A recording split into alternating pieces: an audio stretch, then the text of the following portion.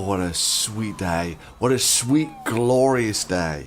When an ardent feminist, in this case Richard Carrier, good old Dick Carrier to his friends, or just to his close friends, Dick, no less than the very one who had staunchly pushed for absolute sexual harassment policies at atheist conferences.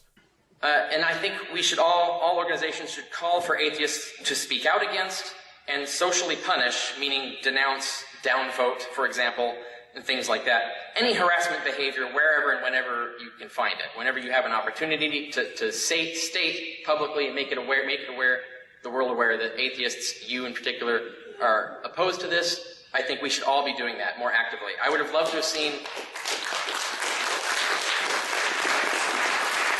And what does he get banned for life for? Yep, you guessed it, sexual harassment at one of those exact same conferences. I mean, who could have seen it coming? And then you get this lawsuit by Dick Carrier against his former feminist allies, saying it's all libel and slander. And how much is he suing them for? Wait for it, wait for it. $1 million. As the old joke goes, I'm suing you for $1 million. Then the lawyer peeps up. But what about my fee? Sorry, $1,050,000. Actually, he's suing them for $2 million, but 1 million, 2 million, whatever. Yeah, the guy who piously lectured people about the immorality of atheists at conferences. The first thing I mean by plus is atheism plus basic moral values. Atheists should not be doing this. Atheists should not be tolerating this in our community. As a community, we should be speaking up against this and disapproving it.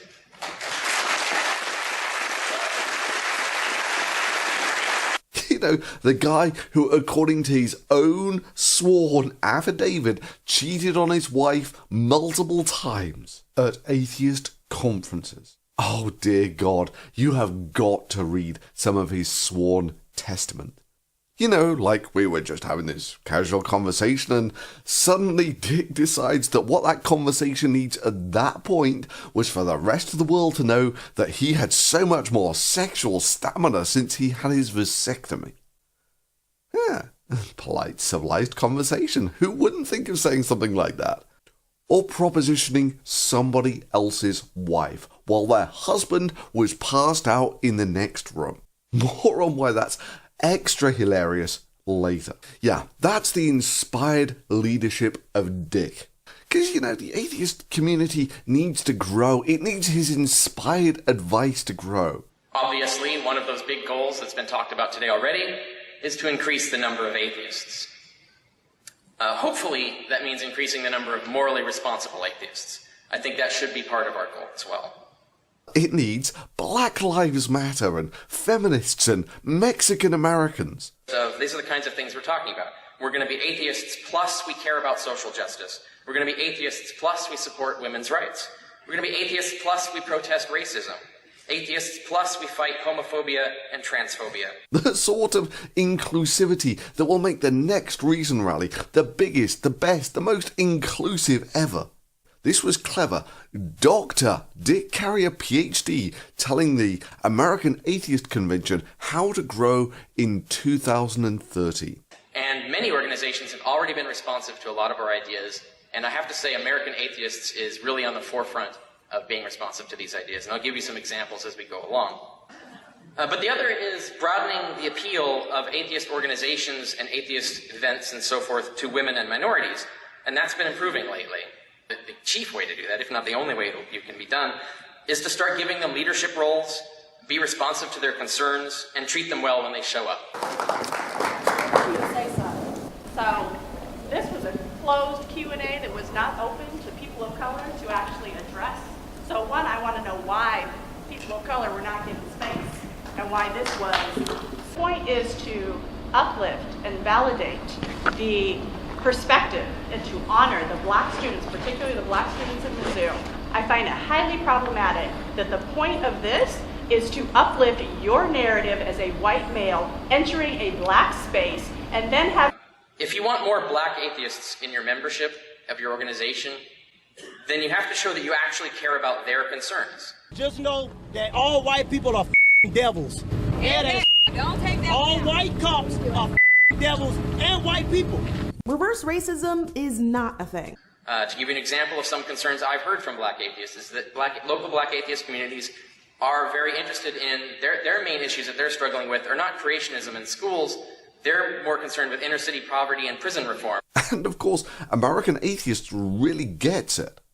Now, I mentioned the fact that we're working on increasing the number of atheists. We saw a talk earlier showing that looks like we're doing, American atheists especially, doing a pretty good job at this. Certainly it's significant. They're having an effect.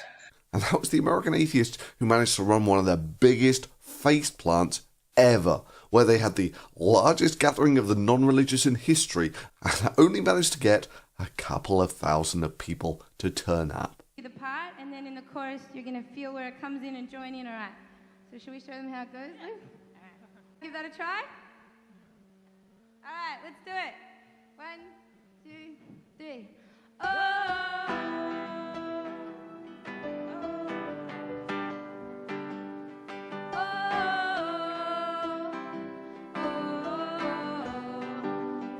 Now everyone join hands, please. I'd like to lead you all in some swaying. Come on, pay attention.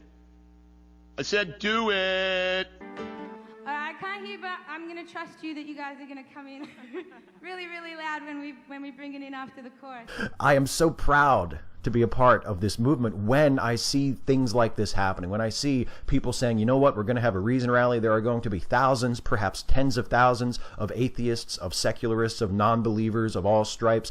And then, of course, we had this great contribution from Kelly Carlin, daughter of George Carlin, that made me question if I'd accidentally pushed the wrong button and had somehow ended up watching a video for preschoolers. With me, hands up. Excellent. All right. I promise it's not hard at all. So first of all, I want all of you to stand up if you are able-bodied. Let's take a big, deep breath in and out. Let your lungs, the very lungs that take in oxygen. For this video, I wanted to focus on the positive, on some of the things in the atheist movement that I feel are really encouraging and really progressive and should give all of us who are part of the atheist community, who are interested in atheist or secular activism, some hope and some real positive feelings for the future. I want you to look at these hands. Look down at these beautiful hands. I want you to look at these hands, look at them, and I want you to pretend that you are an alien or a visitor from another world and you have never seen a hand before in your life. We've all learned an important lesson today. I realize now that, dude, my hands are huge. What you hold and behold is a most unique object in the cosmos, a human hand of planet Earth. They can touch anything but themselves. Oh, wait. Imagine the journey of this hand in front of you, even.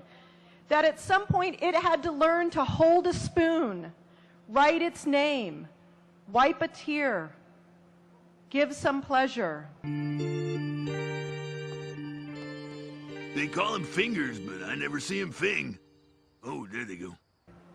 There is nothing like this hand in the entire universe.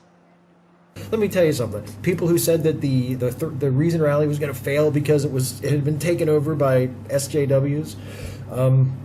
This person is alive on planet Earth at the very same time as you.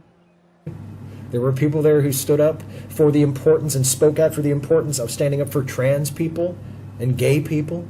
Everybody cheered. There were even speakers who spoke out about the importance of working for fair and just and humane treatment for Muslims in America. And everybody cheered. Nobody booed. Nobody cried, SJW, regressive left. Everybody was on board with it. And if the people weren't on board with it, I guess they just kept their fucking mouth shut, which is just what they ought to do. Thank you. Thank you for taking these 10 minutes with me to be human beings. Thank you for acknowledging the moment of being alive.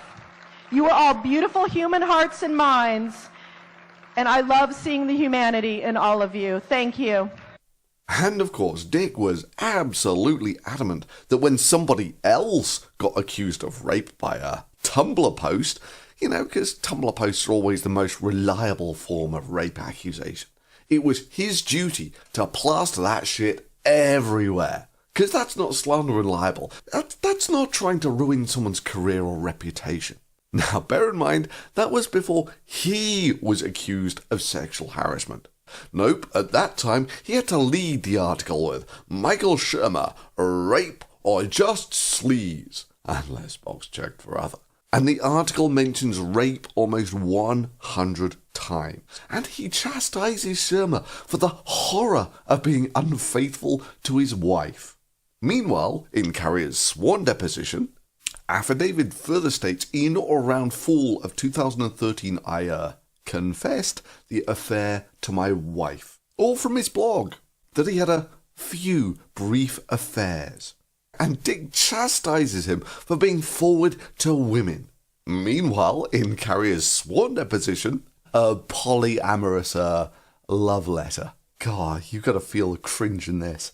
Okay, so this time I'm just saying fuck it and bearing my heart to you and being a little overly frank and forthcoming and just flat out hitting on you. You are unequivocally awesome and you know it, which is unequivocally sexy. Although I am a little sexually intimidated by you, which only makes me more nervous. I don't mean as a life partner. I think you have your hands full there anyway, and my wife's rules on our open relationship, I'm not allowed to have any more of those right now. But as a sexual partner, even if just once, I admire you immensely. Your bravado, your power, your honesty, your intelligence, your character, your skill as a writer. And for me, admiring a woman is an enormous turn-on. Competence is erotic. And sharing sexual experiences with an incredible woman like you is so what I want out of life. Meanwhile, previously Dick had chastised Shermer for the horror of using rape juice, otherwise known as social shrinking. Meanwhile, from Carrier's sworn deposition, affidavit states over the next couple of hours the group talked over date rape juice, over drinks in Miss Schreidreck's kitchen. Affidavit states, I was drinking socially. Or from another dramatic reading of one of Dick Carrier's blogs. I also like women who have or pursue a lot of partners, or who love to boast of their sexual exploits, especially over wine or whiskey, or equivalent. And of course, when it was Michael Shermer, Dick Carrier was absolutely adamant that the worst thing that you could possibly do was hit on a woman when their husband was in the next room. Meanwhile, from Dick's sworn deposition, affidavit states Phil Skiba became especially inebriated and passed out in the dining room. Affidavit further states from time to time his wife went into the dining room to check on her husband. Affidavit states, before concluding the discussion, I remarked that I found Miss Frank Skiba interesting and extended an open invitation to ask me out any time in the future should her marital circumstances ever change. Things that do not make you Hitler, Stalin, a cultist, or a religionist. The obvious, calling men who engage in overt sexual harassment douchebags and assholes, not on that list.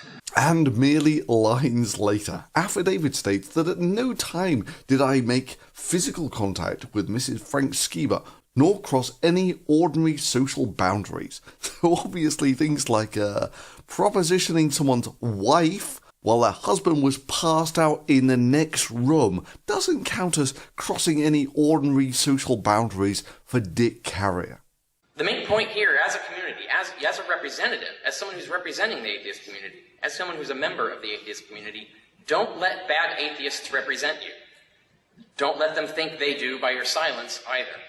That's the kind of thing we want. We want more proactive atheists representing and speaking out for their values and pointing out which atheists don't represent them. Carrier, maybe after his wife found out about his rampant rampant cheating settled for separation-y type stuff. And Richard Carrier, PhD, declared himself to be polyamorous. So Dick, after his 9,000-word article trying to smear somebody else as being a rapist based on Tumblr accusation type things, suddenly finds a conscience when he's the subject of the accusations. And these are in a much more diluted form because he's merely being accused of sexual harassment.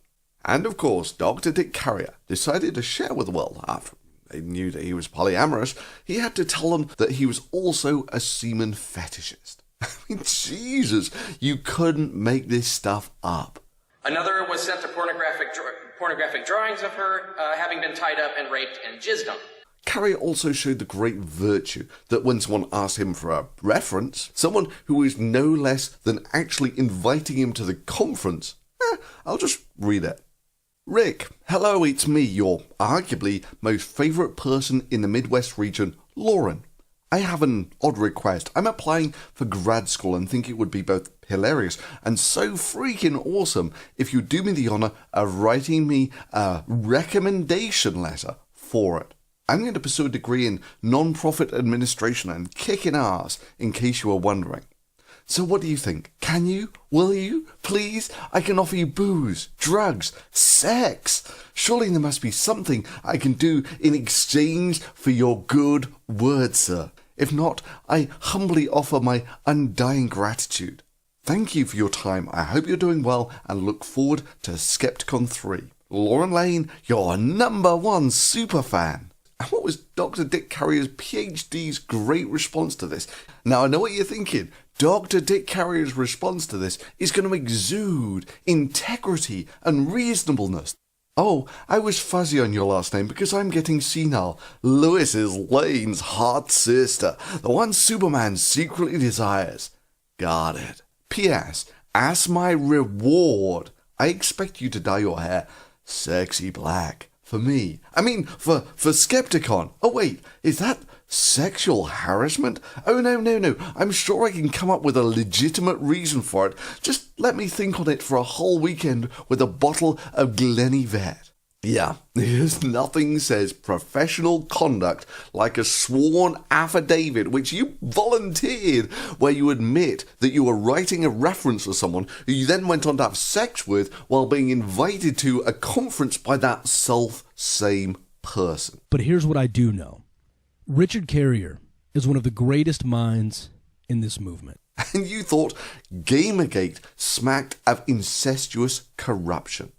And Carrier still wants $1 million because of the damage done to his reputation by being accused of sexual harassment. A claim that is made even more hilarious by virtue of the fact that Carrier claimed that his take-home pay was somewhere in the region of $14,000.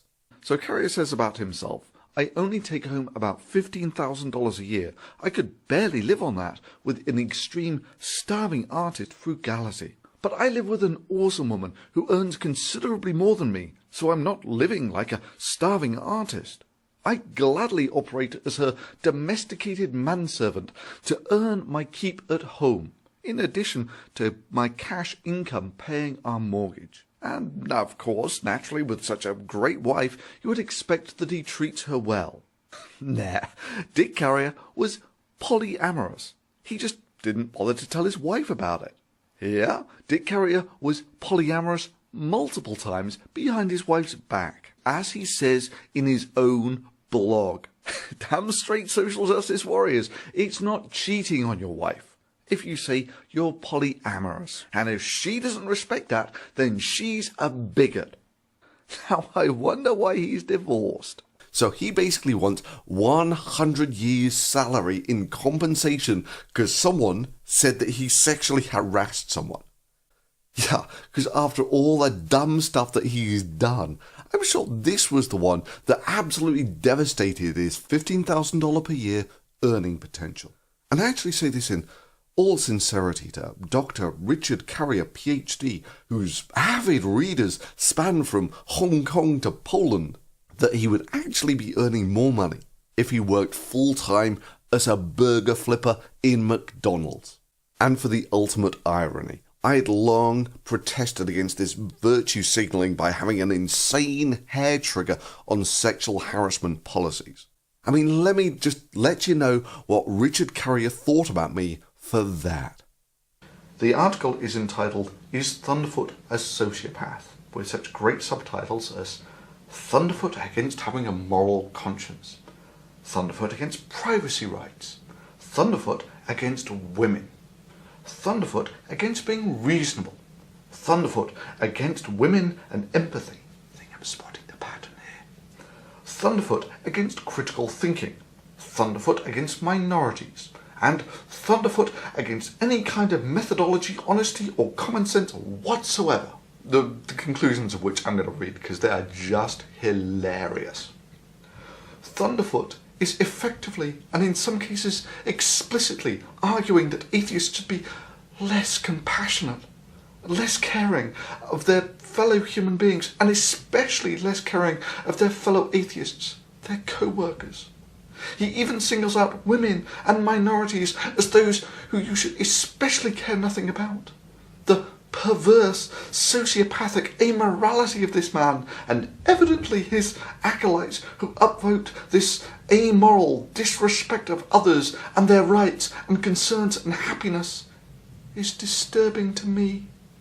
And then, just to make it clear, he tells you what you should think as well. It should be disturbing to you. He rejects the very concept of a right to privacy. He even rejects our moral right to condemn and stop listening to harassing and abusive speech, and he even says we deserve it.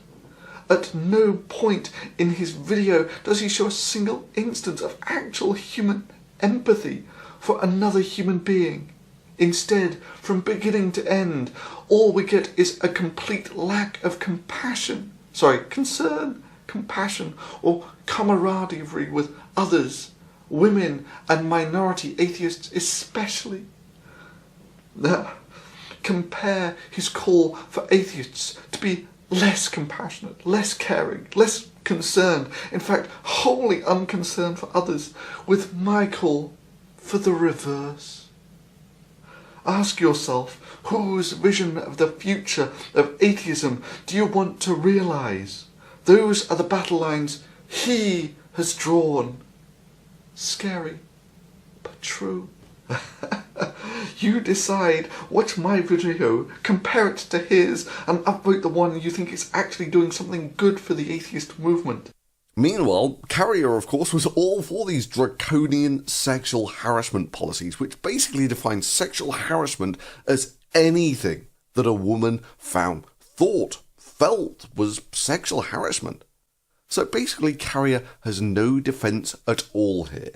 The woman thought he was sexually harassing her, therefore he was. And of course, you know what really hurt Dick's fifis was when someone suggested that he might not be safe around young people at, say, a teenaged camp like Camp Quest.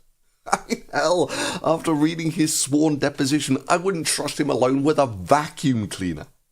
Oh, and just to fill you in on how completely incestuous this whole thing was, Richard Carrier was dating the married head of Camp Quest, who it turns out was married to the head of the Secular Student Alliance, and despite being married to each other, they insisted that there was no connection between Camp Quest and the Secular Student Alliance. And that's, of course, not counting the stuff on Carrier's own blog, where he recounts how he made women uncomfortable by caressing their hair and touching them, or asking if he could make inappropriate comments about them, like they had sexy legs. And doing things like that will make your organization more attractive to atheist women and more responsive to their needs and concerns, and thus will attract more women. That's kind of the whole cycle. Honestly, having gone through all the affidavits, it looks like Carrier was just trying to have sex with almost anything that would stand still for long enough. I mean, damn, how many people openly put out on their own blog a call for ex-sex workers to have sex with him for free at conferences? I also like women who have or pursue a lot of partners, or who love to boast of their sexual exploits, especially over wine or whiskey or equivalent. I'm not going to get all butthurt or angsty over how high your number is. It very much has the opposite effect on me. Exhibits a lack of social awareness that would make the poop-flinging monkeys blush. And yet this is exactly the guy who wants the no douchebags policy at conferences. And after that you pretend that you're not desperately trying to get laid. I'm also planning to have a hotel room, and am comfortable sharing it platonically. Certainly I would enjoy sharing it non-platonically, but I don't expect it. I can't believe, even though I know, there are still guys who assume the other shit buys them sex. I like partners who are or who have been sex workers. Oh my goodness, oh my gosh, I think we've gone full Macintosh. I mean, that's pathetic, even for a social justice warrior. Yeah, sure, Carrier, it was the sexual harassment accusation that really finished you off there. Anyway, like I was saying, beyond the utterly cringe-worthy emails, like the one from Heine Dabahoy, another great star of the atheist social justice warrior conference circuit, who was given some $10,000 to write a book on Islam, which still hasn't been produced for years after the due date. And this is, of course, from Dick's polyamorous love letter. You just radiate agency, and that's like a brilliant warm light you just want to embrace and experience passionately. I can go on admiring you from afar as a writer, as an activist, a colleague, and a valuable asset to our movement. But the smell of your desperation.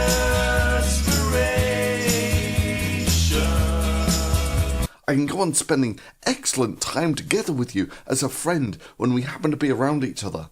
I won't be badly dejected by a no, but if there's any chance you want me, I'm hoping to know. Hey, you. Sprite has something to tell you. Girls can smell your desperation.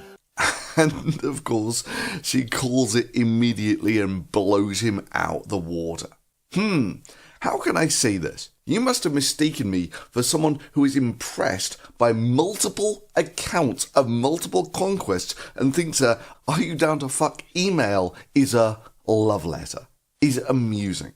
Confuses getting a hall pass after getting caught rampantly cheating for polyamory. Would you think that someone would hit on me out of pity and hasn't noticed the escalation of the way you've been acting and talking around me? I must have mistaken you for someone who would get the hint from me not acknowledging and or deflecting the aforementioned hints you've been conspicuously dropping. And after pages of exchanged emails, she actually just lays it down on the line. You've been heavily hinting at this for months now. If you want to feel awful for the months of me wanting to tell you no, but not being asked in a direct enough way for me to just say no and get it over with. It gives me no pleasure to reject anyone for any reason.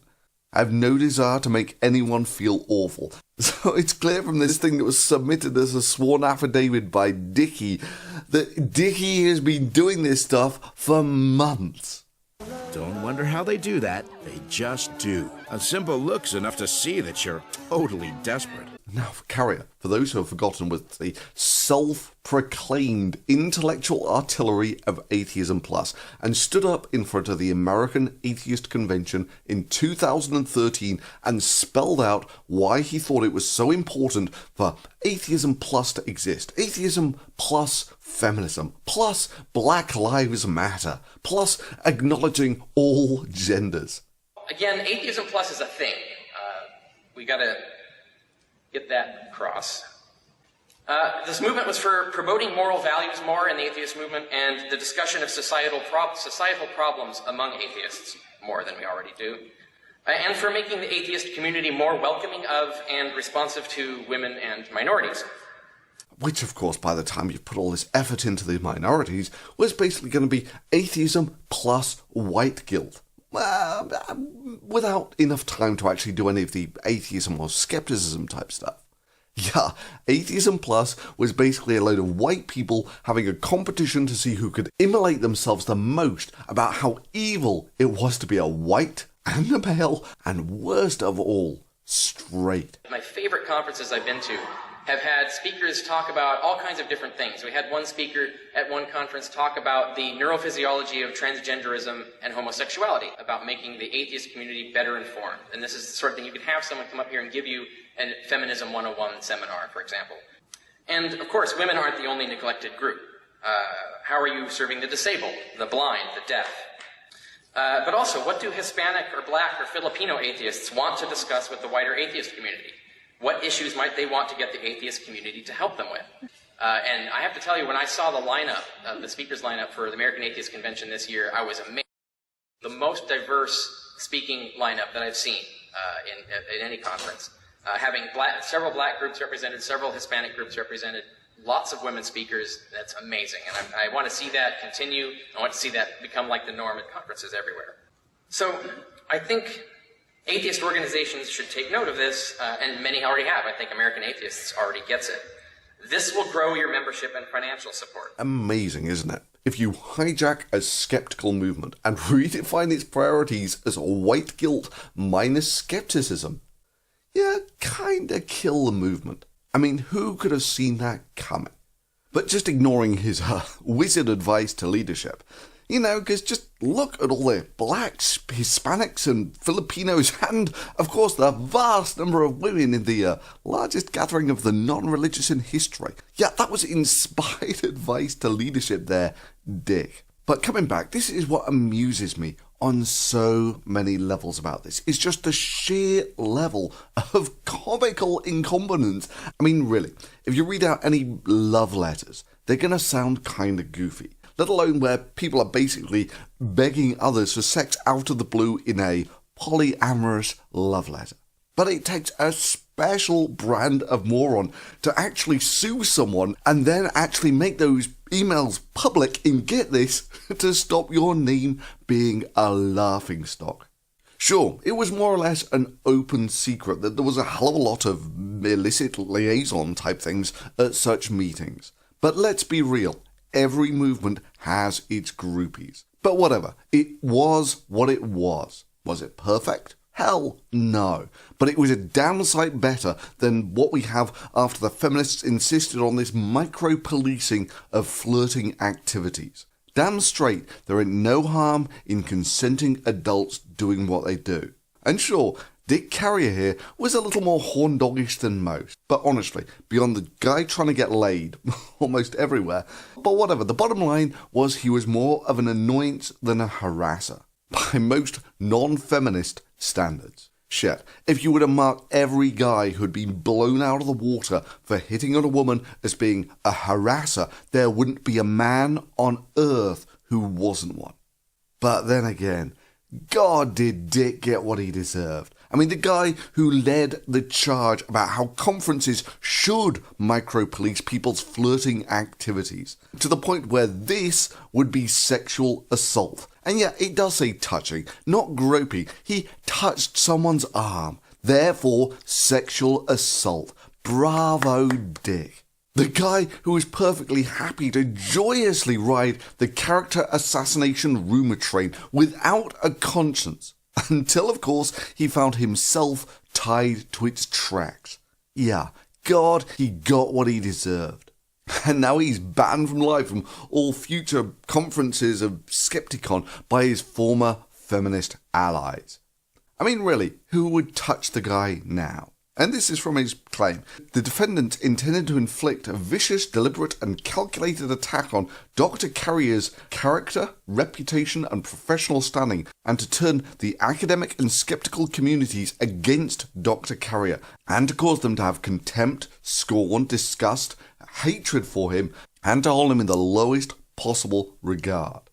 Dude, you had no reputation or professional standing before this. You already had published how you cheated on your wife multiple times, in some cases with a girl 16 years younger than you, who we now find was no less than the conference organizer, who we now know you were writing a favourable reference for in exchange for certain favours. You led the charge for Atheism Plus. You know, the one that drove the atheist movement into a ditch. Remember, you boldly claimed to be their intellectual artillery. The intellectual artillery for Atheism Plus. Now, Atheism Plus is already a thing. Atheism Plus, as I just described it, everything I've just told you, is and was and has been already a growing and active movement within New Atheism overall. Only to come to this a year or so later. Are you active on the Atheism Plus forum? I'm not. No, in fact, I have no account there and have never posted there. Yeah. Oh my goodness, oh my gosh, I think we've gone full Macintosh. Well, you were quite happy to represent this. As no, Free Thought Blogs wasn't sinking at all. Nah, it must just be that Thunderfoot sucks at science. Or he's a liar. Nah, he's probably just a liar. Nice one there, Dick. Classy stuff. And now, according to your very submitted defamation case, I pull in about 15 times as much traffic as the entire blogging network. You know, that blogging network, the one that vowed to make me a pariah such that I would never again be dealt with by the secular community. And your website pulls in about 1/10 of the traffic of Free Thought Blogs. Yeah, Carrier, I'm sure it was this sexual harassment accusation that completely ruined your $15,000 a year earning potential. But anyway, thank you for one of the greatest LOLs fests ever since you decided to submit this as actual sworn testimony. Carrier, it's called karma. And it's only a dick if you are one.